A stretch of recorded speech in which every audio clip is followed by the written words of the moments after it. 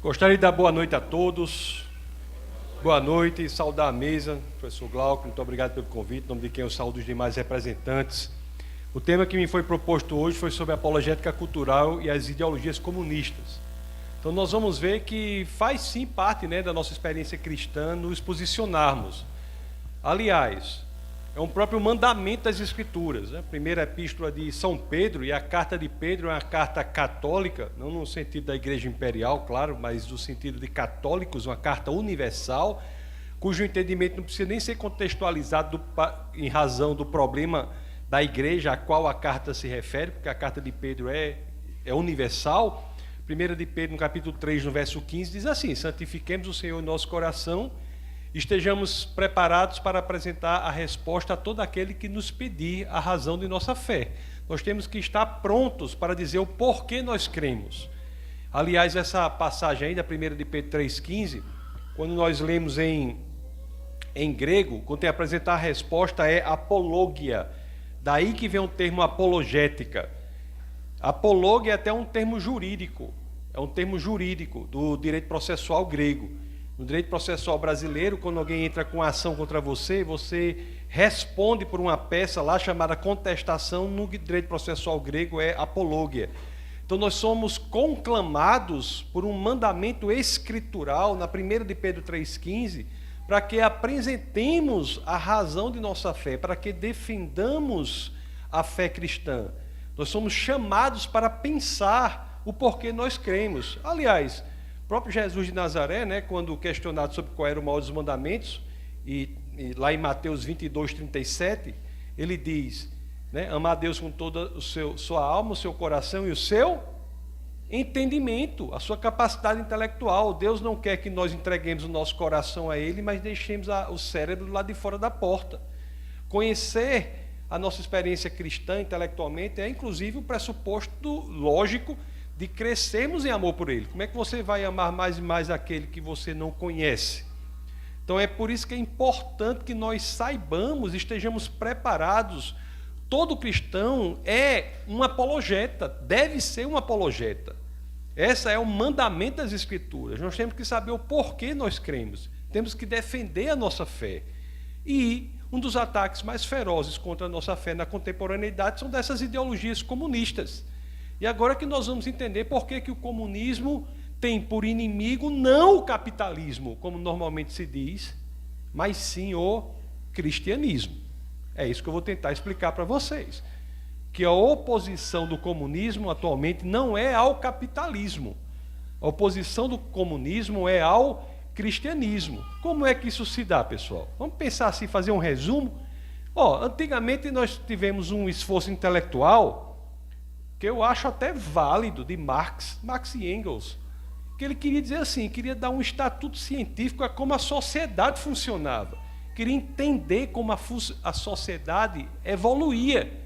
E a visão que Marx teve foi a seguinte: a sociedade funciona assim, você começa com um regime feudal, depois você tem uma revolução burguesa, então nós temos o capitalismo, depois nós temos a Revolução Operária e temos o fim, que é o comunismo, onde, inclusive, o Estado nem mais, numa posição mais avançada, nem mais existirá. Então, Marx que dá um estatuto intelectual a como as sociedades funcionariam. Então, ele teve essa ideia. E qual é o problema dessa ideia, que é inteligente, é bonita, é interessante, mas qual é o problema dessa ideia? Que ela não funcionou. Isso não se replicou na prática. A evidência não comprovou o que o marxismo previa. E um dos principais contra-exemplos, curiosamente, foi a própria Revolução Russa. Na Revolução Russa, você teve uma passagem relevante de uma sociedade grandemente feudal para um momento comunista, sem passar pelo capitalismo. Então, a própria Revolução Russa é um contra-exemplo às previsões da teoria de Marx e Engels. Então, essa teoria não funciona. E os seguidores da teoria sabiam disso, viram isso. O próprio Lenin, por exemplo, tentou dar uma melhorada, porque o que Marx dizia era o seguinte: Essa é a situação natural da sociedade. A economia, o materialismo, a questão puramente econômica vai fazer com que esses processos aconteçam. A parte ideológica é um reflexo da parte materialista, da parte econômica. Eles disseram isso. Mas como não funcionava, o que seguidores de Marx começaram a fazer? Não, nós temos que agir não apenas na economia, mas nós temos que agir também agora na parte ideológica. Tecnicamente falando, nós não podemos agir como queria Marx, unicamente na infraestrutura econômica, e a divisão de classes aí era uma linguagem econômica, né? Você tinha a burguesia, tinha o operário, tinha o proletariado, era tudo a economia. Então nós não temos que agir unicamente aí, nós temos que começar a agir também nessa parte ideológica. O próprio Lenin já tentou fazer uma ação mais diretamente na política. Então você já tinha uma ação mais ideológica e menos econômica, numa tendência do marxismo já se transformar num pós-marxismo, que seria um marxismo cada vez menos voltado à questão econômica, na questão de ação, e cada vez mais voltado à questão de ação na ideologia. Até que nós temos um pensador italiano, que estava inclusive preso sob o regime de Mussolini, chamado Antonio Gramsci. Gramsci, ele disse assim, pessoal, de fato, o marxismo não tem esse negócio de agir na economia, não. Se for para nós dominarmos, nós vamos agir na parte ideológica. O controle será através da ação na ideologia. Então veja que o Estado, que segundo Marx iria ser extinto com o passar do tempo, passou gradativamente no pós-marxismo, na visão marxista pós-gramsciana, passou cada vez mais a ser algo interessante, porque era um instrumento nas mãos dessas pessoas para agirem na ideologia. Aí como é que isso aconteceu? A partir daí, a ação na ideologia não é mais dividir com os critérios da economia. Nós vamos dividir agora com critérios da ideologia. Então, a partir daí, se criam gradativamente as ideologias que eu chamo comunistas, que têm por fim dividir as pessoas, colocá-las em categorias para dizer como elas devem falar, pensar e agir. Quais são essas ideologias? São várias. Por exemplo, o feminismo é uma delas.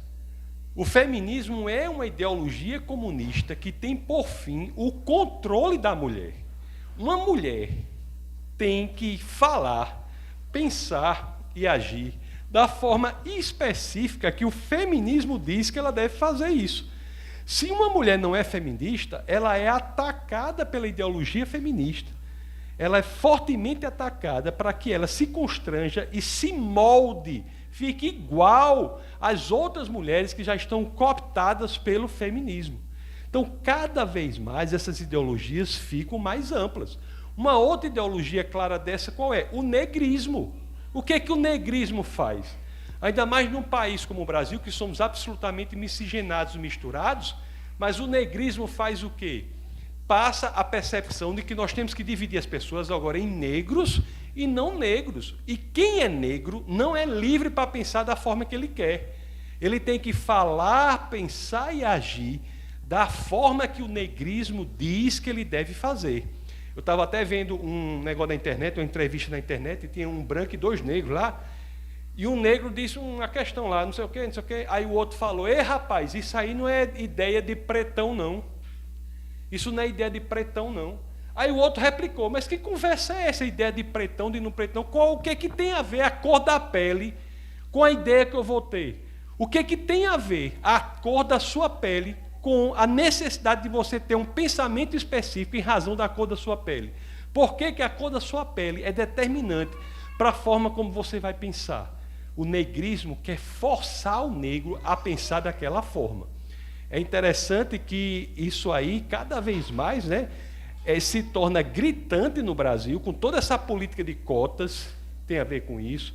Tudo isso aí tem a ver com a perspectiva, a ideia de que os negros têm de aderir ao negrismo para serem controlados pela elite comunista que diz como eles devem falar, pensar e agir. O LGBTismo faz a mesma coisa com o quê? Com o homossexual. A mesma coisa. Não basta a pessoa ser homossexual, tem que ser militante com a pauta que é dada pelo LGBTismo. Então, o comunismo vai dominar as pessoas, não é mais na economia, é trazendo o homossexual para a pauta LGBTista para que ele fale, pense e age da forma que o LGBTismo quer que ele faça. É tão interessante, pessoal, que qualquer homossexual que for contra isso é fortemente atacado. Tem vários casos. Um dos casos clássicos é do ex-deputado federal, hoje falecido, Clodovil Hernandes. Eu sempre quero dizer que ele é alfaiate, mas o nome é outro, é estilista, né? Que ele era estilista, que é notadamente homossexual, mas uma pessoa de pensamento livre e era radicalmente atacado pelo LGBTismo. Vocês estão vendo que essas manifestações estão cada vez mais atacando a verdadeira diversidade.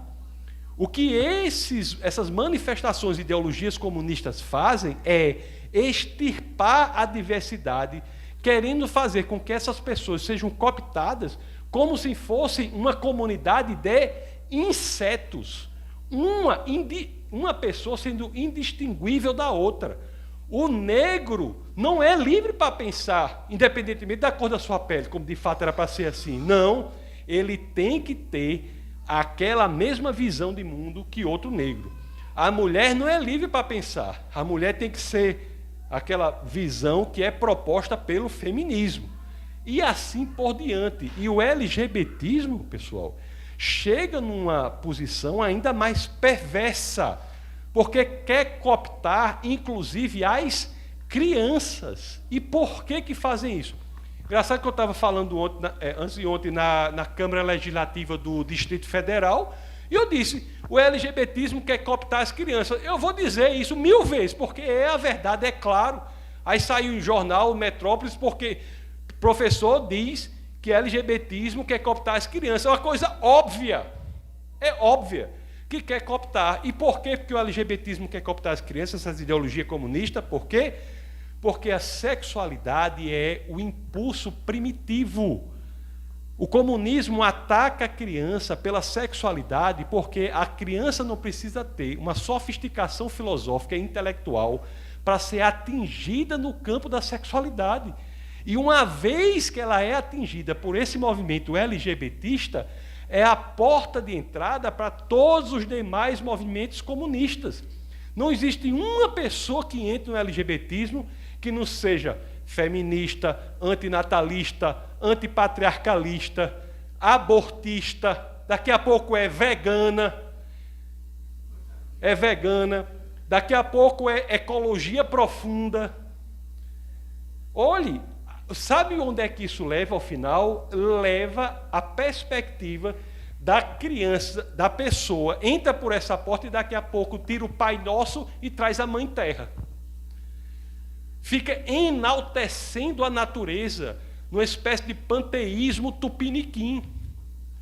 Então, esses movimentos comunistas, eles não querem apenas o nosso coração e a nossa mente, eles querem a nossa alma.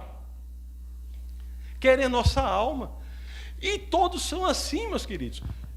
Há poucos meses, eu estive na fronteira do Brasil com a Colômbia e o Peru. Depois da floresta amazônica lá, no Alto Solimões, no Solimões colombiano, reunimos um bocado de índio lá para eu falar contra o indigenismo. O que foi que eu reuni um bocado de índio lá? E outra coisa, eu falo índio. Ninguém pode mandar na nossa língua, não. Eu falo índio. Índio, quando eu estava no governo, reuniões, eu tomava conta do patrimônio linguístico. Aí, as reuniões, as pessoas falavam assim, diretor, o senhor não pode falar índio não, tem que falar indígena. Aí eu disse, minha querida, você pode deixar que quem escolhe as minhas palavras sou eu. Eu tenho a capacidade de escolher as palavras que eu vou usar. Porque o índio é tudo menos povo indígena. Ele é povo brasileiro. Ele é brasileiro. Brasileiro. Porque povo são pessoas que se correlacionam com o território por um vínculo chamado nacionalidade. E o indígena, reunimos os índios todos lá, e o que foi que eu disse lá? Disse, pessoal, vocês sabem o que é que vocês devem plantar? Aos índios, o quê? Eu disse, o que vocês quiserem. Vocês devem plantar o que vocês quiserem. Não é um grupo de 3, 4 antropólogos comunistas que vão chegar e dizer que vocês têm que plantar o que eles quiserem, não. Que você não pode plantar soja, você tem que plantar mandioca. Você não pode plantar não sei o quê. Que conversa é essa? Que controle é esse que as pessoas estão sofrendo sem verem o que está acontecendo? Você pega um bocado de criança lá indígena, né? Como está dizendo, eles chamam indígenas lá, os índiozinhos. Um bocado de criança lá, numa região que aqui se fala português. Você passa o quebra-mola, se fala espanhol. Porque você está na cidade aqui de Tabatinga, no Brasil, depois da floresta amazônica, lá na fronteira com a Colômbia, você passa o quebra-mola, a cidade de Letícia, na Colômbia, fala espanhol. Você pega aquelas crianças, poderiam ser educadas, se elas quisessem, em português, em espanhol, como língua latina, ainda aprendiam inglês e ainda aprendia sua língua mãe, ticuna, maguete, se quisesse. Mas o que é que o grupo de antropólogos querem? Que elas sejam educadas em quê? Ticuna maguete, porque o grupo de antropólogos acha que aquelas crianças só podem ser educadas em ticuna maguete. Meu amigo, para eu encontrar um professor que preste falando português, para ensinar física, é a coisa mais difícil do mundo. Você imagina você encontrar um professor que preste para ensinar física em ticuna maguete. Você está condenando aquelas crianças por um grupo de comunistas que querem controlar aquelas pessoas. Então preste muita atenção que o controle é ideológico e a universidade está absolutamente infiltrada por essa perspectiva. Começou no regime militar. O gramscianismo nas universidades entrou nas universidades e hoje o que se espera, a universidade só aceita a diversidade se for diversidade da mesma coisa. Você vai para qualquer universidade pública, eu defendo a diversidade. Vai haver a diversidade que ele defende, tem que pensar do mesmo jeito. Se brincar, não sei se é assim, mas eu imagino, se brincar tem que pintar o cabelo da mesma cor, tem que usar a mesma roupa. Que diversidade é essa que é a diversidade da mesma coisa? Que diversidade é essa? E aqui eu vou enfatizar, veementizar, sublinhar, reforçar algo muito importante. Não subestime a linguagem, a capacidade da linguagem. Se com Gramsci nós tivemos essa perspectiva de atingir a parte ideológica, o desenvolvimento disso se dá na escola de Frankfurt, em que se chega a uma conclusão que ela é radical. Isso também foi tema do que eu falei lá na Câmara Legislativa do DF. Estava lá o pessoal querendo resistir contra essa lei da censura. Estava a Bia Kicis, o Van Hatten, o Alexandre Garcia, o jornalista Alexandre Garcia, Alexandre Garcia dizendo assim, olha, eu estou aqui no jornalismo desde os anos 70, eu nunca vi o que aconteceu, o que está acontecendo agora não. Nunca vi, Alexandre Garcia disse, nunca vi acontecer. E eu fui dizer lá o seguinte, a censura não é apenas na linguagem. Por quê? Porque a conclusão que chegou à escola de Frankfurt foi a seguinte, da forma que você fala, você pensa. Da forma que você pensa, você age. O controle das palavras que você pode usar não quer dizer que é o controle apenas da forma como você vai falar, não. Porque se não é mais você que escolhe as suas palavras, não é mais você que escolhe os seus pensamentos. Você só pensa com a capacidade linguística que você tem. Só pensa com a capacidade linguística que você tem. Aí você, cristão, tem um menino pequeno, aí você ensina o menino a fazer bom dia a todos e a todas. Se disser todos, aí é casa de internação. Todos. Mas bom dia a todos e a todas. Se você diz um negócio desse, seu menino vai achar que é assim mesmo. Ele vai pensar que é assim. Ele vai entender que deve abrir mão do vernáculo para fazer concessões comunistas. Ele vai dizer, não, o todos eu sei que abrange todo mundo, porque o todos, né, aquela história na passagem do latim para o português, o masculino, o neutro foi para o masculino. Não, mas eu não quero saber disso não, não quero saber de gramática não, eu quero saber como é que o povo está sentindo. Se você faz isso, você não está dizendo para o seu filho fazer uma coisa diferente, falar diferente, você está ensinando o seu filho a pensar diferente, a ter uma personalidade diferente. Então tenha muito cuidado com essa estrutura, essas ideologias comunistas que estão na escola com técnicas de manipulação psicológica e lavagem cerebral nas crianças para dominá-las. Você quer ver você quer ver um negócio absurdo que tem?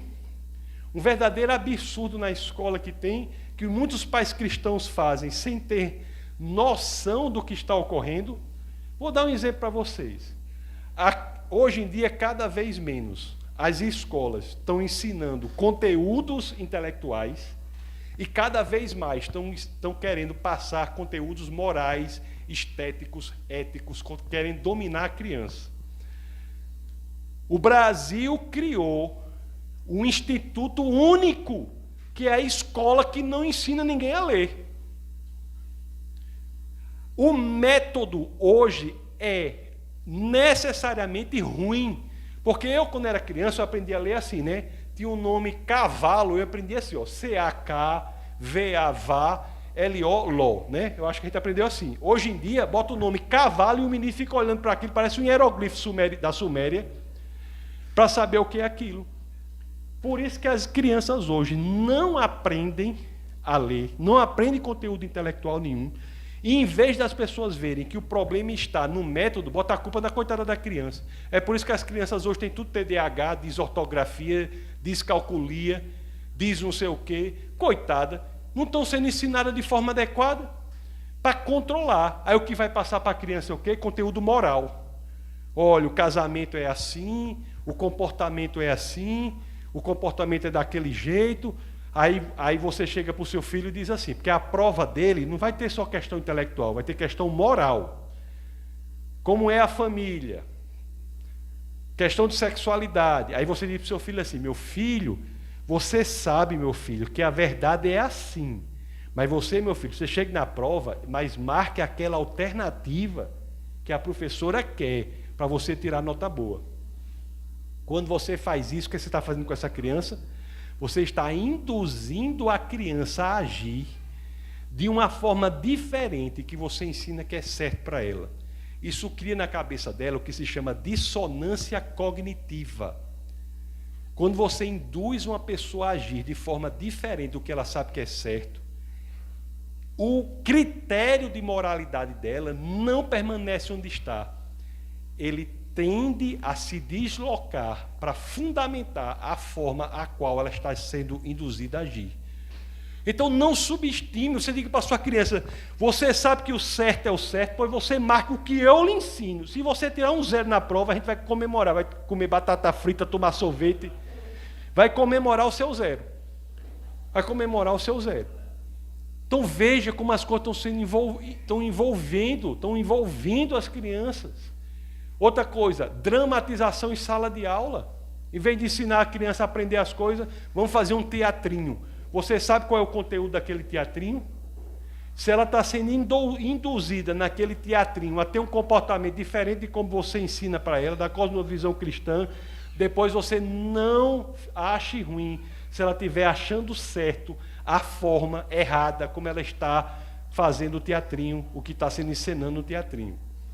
Então essas ideologias comunistas estão aí para descristianizar o Ocidente. E nós, enquanto igreja, nós temos que ter clareza quanto a isso. Aí as pessoas dizem assim, mas professor, né, ou quando eu estou na igreja lá, diz assim, mas me diga uma coisa, mas será que o comunismo é tão ruim assim? Será que o comunismo é tão ruim assim? Aí, para deixar bastante claro, que eu digo logo para não ter dúvida, eu digo assim, ó, preste atenção, ó, o comunismo é a ideologia do Satanás. Do Satanás. Pronto. Porque quando você entra por qualquer um desses vieses comunistas, você é absolutamente destruído. Eu não encontrei frase para deixar mais claro o meu posicionamento do que esse, porque não é possível. Você ainda acha que eu... Satanás. Comunismo é inimigo de capitalismo? Não mais, meus queridos. Não ache isso. Toda vida que eu publico um negócio contra o comunismo, aí o povo diz, mas e o capitalismo? Não sei o que. Eu digo, ai meu Deus, vou nem olhar mais para esse negócio, porque já estou cansado de explicar ao povo. Comunismo não tem nada a ver com capitalismo mais. Eu fui para a Tailândia, quando eu voltei, fiz conexão, tem um voo de Rio-Dubai. Todo mundo que vai para aquela região faz conexão em Dubai para o Brasil. Aí é um voo que é longe, que demora umas 15 horas, só aquela perna, né? Minha mãe foi quem mais bem definiu aquele voo, disse assim, meu filho, é assim, ó, quando você não aguentar mais, está na metade do caminho.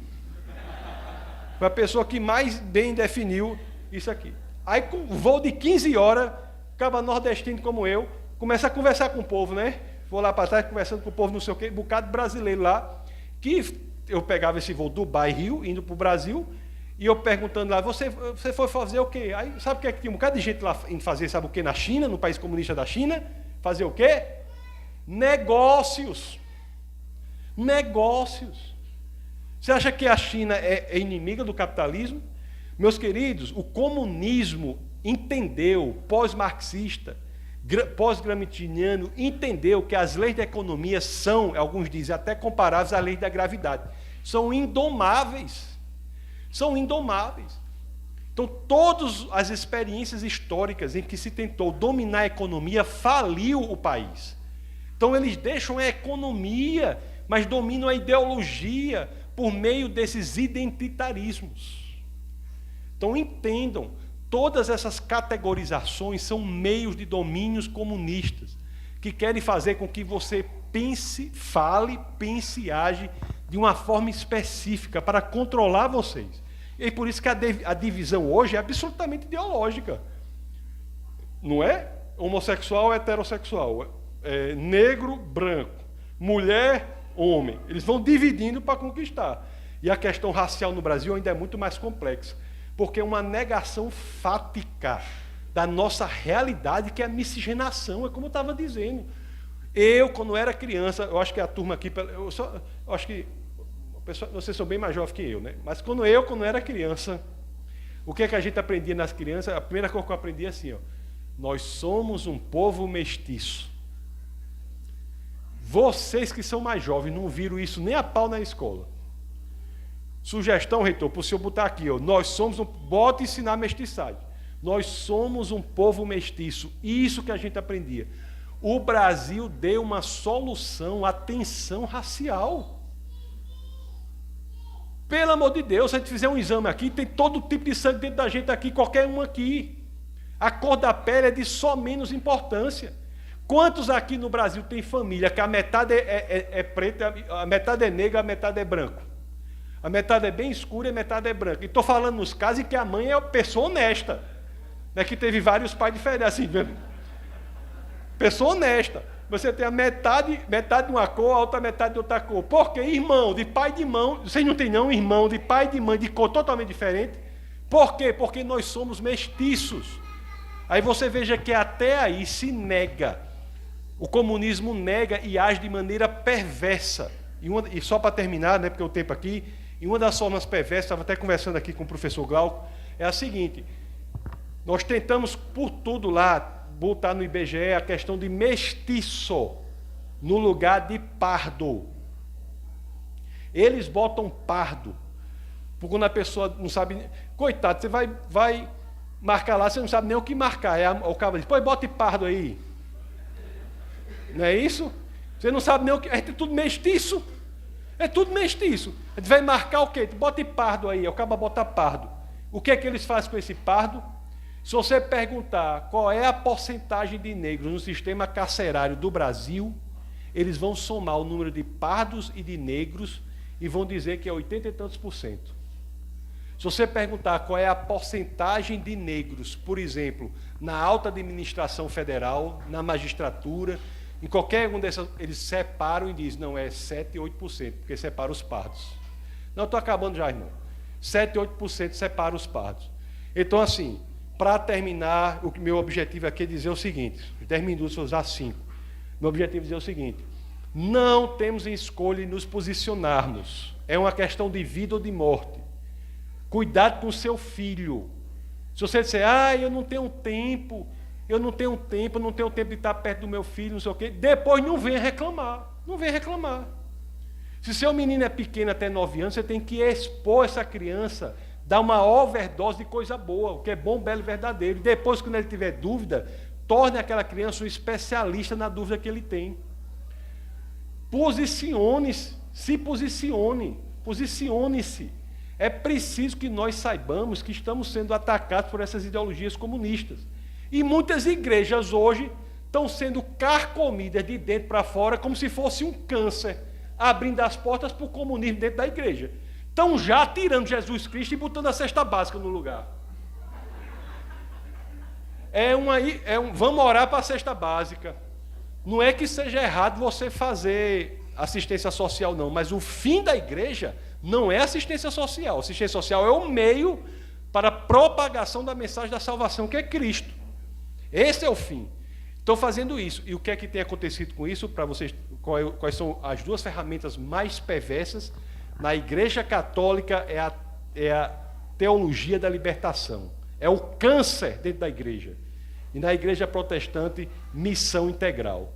Cuidado com esses dois cânceres, que são meios de infiltração nas igrejas católica e protestante, respectivamente, para carcomê-las de dentro para fora e torná-las instrumentos comunistas, onde nós deveríamos ter, na igreja e na família, a resistência a tudo isso. Então, pronto, são com essas palavras que eu exponho esse posicionamento, me coloco à disposição caso haja algumas perguntas. Muito obrigado.